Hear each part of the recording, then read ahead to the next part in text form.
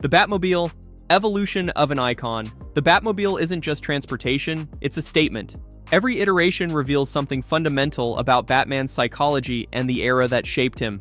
1989. Burton Batmobile. Anton Furst designed a vehicle that looked like it emerged from Gothic nightmares. 20 feet long, powered by a turbine engine, armored like a tank but shaped like a predator. The elongated chassis and jet black finish made it appear alive, a creature prowling Gotham streets rather than a machine. Burton understood something crucial. Batman doesn't just need to arrive, he needs to terrify before he even exits the vehicle. The '89 Batmobile accomplished psychological warfare through design alone. Criminals saw it coming and fled before Batman threw a punch. The technical specs were excessive even by vigilante standards. Twin machine guns, later removed, grappling hook, smoke screen, oil slick, and a literal jet engine that allowed it to drive up walls. Batman created a vehicle that treated physics as optional. Tumbler. Nolan Trilogy. Christopher Nolan stripped away the Gothic fantasy and asked a practical question: what would a real militarized vigilante vehicle actually look like? The answer: a tank disguised as a bridge-jumping monster truck. The Tumbler wasn't designed by Wayne Enterprises for Batman. It was a failed military prototype that Wayne appropriated and modified. This origin matters because it grounds Batman's capabilities in plausible technology rather than comic book physics. The Tumbler runs on a 5.7-liter V8 producing 500 horsepower, can jump entire buildings, and features legitimate military-grade armor capable of withstanding small arms fire. When Batman needs to escape in the Dark Knight, the Tumbler transforms into the Batpod, a motorcycle that literally ejects from the wreckage. Nolan's Batmobile represents Batman at his most pragmatic. Function over form, effectiveness over aesthetics, though the vehicle still looks intimidating enough to serve psychological purposes. Batfleck Mobile. Zack Snyder's Batmobile splits the difference between Burton's Gothic monster and Nolan's military tank. It's shorter than Burton's, more aggressive than Nolan's, and equipped with weapons that would make military contractors uncomfortable. This Batmobile features mounted machine guns, missiles, EMP devices, and enough armor to ram through buildings without slowing down. The Batman v Superman chase scene shows it demolishing cars, streets, and structural supports like they're made of cardboard.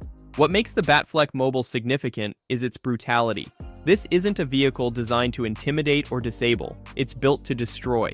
Snyder's Batman has abandoned the no-kill rule, and his Batmobile reflects that moral decay. It's not a symbol of justice, it's a weapon of war. The Batman, 2022. Matt Reeves returned to practical design with a muscle car aesthetic that emphasizes Batman as a street-level vigilante rather than militarized superhero. This Batmobile is a modified 1969 Dodge Charger, recognizable as a car rather than an alien war machine. It produces 700 horsepower, hits 60 miles per hour in under 3 seconds, and sounds like controlled fury. The exposed engine and aggressive stance make it look perpetually angry. Reeves's choice reveals his Batman. This is a vigilante who can't afford infinite resources yet. He's building his arsenal from modified street vehicles rather than experimental military hardware. It's Batman at his most grounded, most accessible, most human. The Batwing. When ground isn't enough. Batman's obsession with aerial superiority reveals paranoia disguised as preparedness. Gotham has police helicopters. Why does one vigilante need military-grade aircraft? 1989. Batwing. Burton's flying wing looked like a bat-shaped fighter jet, prioritizing symbolism over aerodynamics. It featured machine guns, missiles, and a grappling system capable of lifting vehicles. The Batwing's role in Burton's Batman is crucial. It represents the moment Batman escalates beyond street-level heroics into full military engagement. When the Joker threatens Gotham with chemical weapons, Batman responds with air superiority. But the Batwing also reveals Batman's fundamental weakness: over-reliance on technology. The Joker shoots it down with a single pistol shot, sending Batman's multi-million-dollar aircraft crashing into the cathedral. Symbolically, it's perfect. Even Batman's most advanced technology fails when confronting pure chaos. The Dark Knight rises. The Bat. Nolan's version looks like a military VTOL crossed with an attack helicopter. Unlike Burton's symbolic design, the Bat features realistic, for comic book values of realistic, tilt-rotor propulsion, allowing vertical takeoff and extreme maneuverability. The Bat serves specific tactical purposes: rapid deployment across Gotham, aerial surveillance, heavy weapons platform. It's not subtle, it's overwhelming force projection. When Batman returns to Gotham after years away, he doesn't sneak back. He arrives in a flying tank that lights up the night sky. The Bat also becomes plot-critical in the film's climax, carrying a nuclear bomb out of Gotham. It's the ultimate example of Batman's preparedness. He built a vehicle capable of saving millions by sacrificing himself. DC EU Batwing. Snyder's version appears briefly but showcases impressive firepower, machine guns, missiles, and EMP capabilities. It's less a tactical vehicle and more a mobile weapons platform. This Batwing reflects Snyder's militarized vision of Batman. Aerial superiority isn't about mobility or reconnaissance, it's about domination. When Batman arrives in the Batwing, he's not scouting, he's declaring war. The Batpod, motorcycle as weapon. The Batpod exists because Nolan asked, what if Batman needs to be more mobile than the Tumbler allows? The answer is a motorcycle that violates every principle of motorcycle design. The rider doesn't sit on it, they lie across it, using their entire body to steer. The wheels are enormous, allowing it to drive up walls and through obstacles that would stop conventional motorcycles. The Batpod features front-mounted cannons, grappling hooks, and enough torque to perform 180-degree turns at full speed. It's not designed for comfortable travel. It's designed for pursuit and evasion in urban warfare conditions. What makes the Batpod fascinating is its impracticality. Nobody would design a motorcycle this way unless they needed specific capabilities that conventional design couldn't provide. It exists because Batman prioritizes effectiveness over comfort, function over form, getting the job done over looking cool doing it, though it does look extremely cool doing it. The Bat Tank, The Dark Knight Returns. Frank Miller's vision of elderly Batman includes a tank, because when you're older, armor matters more than agility. The Bat Tank appears in animated adaptations as a massive armored vehicle equipped with rubber bullets, sonic weapons, and enough armor to withstand rocket-propelled grenades. It's Batman acknowledging that age has reduced his physical capabilities, so he compensates with overwhelming mechanical advantage. This vehicle represents Batman at his most pragmatic. When you can't dodge bullets anymore, wear so much armor that bullets don't matter. The Batboat, aquatic operations. Most versions of Batman include some form of watercraft, usually called the Batboat, because Gotham is a port city and criminals use waterways. The Batboat typically features high-speed pursuit capabilities, sonar systems, and weapons adapted for aquatic combat. It's less iconic than the Batmobile or Batwing because water-based crime isn't as cinematically interesting as car chases or aerial combat. But the Batboat's existence reveals Batman's completeness obsession. He doesn't just prepare for likely scenarios, he prepares for every scenario. Criminals might use boats, therefore Batman needs superior boats. It's paranoia manifesting as comprehensive preparedness. The Bat Submarine. Some iterations give Batman a full submarine, because apparently speedboats aren't enough. The Bat Submarine features everything you'd expect: torpedoes, sonar, stealth capabilities, and probably more weapons than most actual military submarines. It represents Batman's escalation philosophy, taken to absurd extremes. If enemies might operate underwater, Batman needs submarine superiority.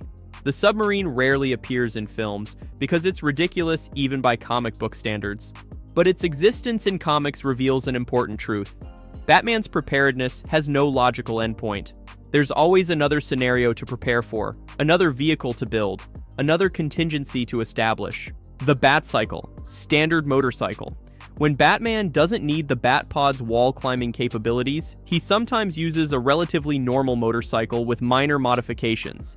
The Batcycle represents Batman operating at his most restrained, a fast, maneuverable vehicle for situations that don't require military-grade hardware. It's Batman acknowledging that sometimes a motorcycle is just a motorcycle, and excessive preparation is actually counterproductive. Though of course it still features encrypted communications, armor plating, and probably weapon systems hidden in the fairings, Batman can't help himself. The Bat Gyro / Whirly Bat, One of Batman's stranger vehicles is a small one-person gyrocopter that appears primarily in comics and animated series. The Whirly Bat provides vertical takeoff and landing capabilities when the Batwing is too large or conspicuous.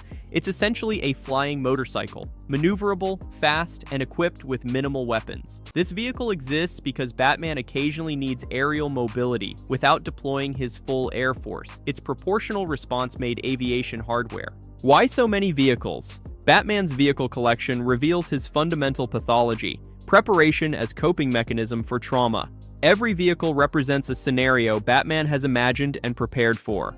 The Batmobile for street-level pursuit, the Batwing for aerial threats, the Batboat for waterway interdiction, the Bat Submarine for underwater operations. Each vehicle is Batman gaming out potential threats and building solutions before problems arise. But this preparedness also reveals anxiety. Batman can't trust others to protect Gotham, so he builds redundant systems ensuring he's ready for everything. The vehicles aren't just tools, they're manifestations of control needs stemming from the trauma of watching his parents murdered while being helpless to intervene. Every Bat vehicle says, "I will never be helpless again." The cost of the Bat fleet. Let's address the economics. Batman's vehicle collection would cost hundreds of millions to develop, build, and maintain. The 1989 Batmobile cost $250,000 to build as a movie prop. The actual vehicle it depicts would cost tens of millions to engineer and produce. The Tumbler's military-grade armor, turbine engine, and advanced electronics would exceed $100 million in development costs. The Batwing would require hundreds of millions to design as a functional aircraft. Maintaining this fleet requires specialized mechanics, secure storage facilities, constant upgrades, and replacement parts that don't exist commercially. Batman doesn't just need to be a billionaire, he needs to be a billionaire willing to spend his entire fortune on vigilante infrastructure. This is why Batman only works as fantasy. No real billionaire would invest this much in personal crime fighting when those resources could fund systematic social reform, improve policing, better education, and poverty reduction programs that would actually reduce crime. But Batman isn't about efficient crime reduction. He's about one man's trauma manifesting as elaborate violence theater, and the vehicles are essential props in that performance.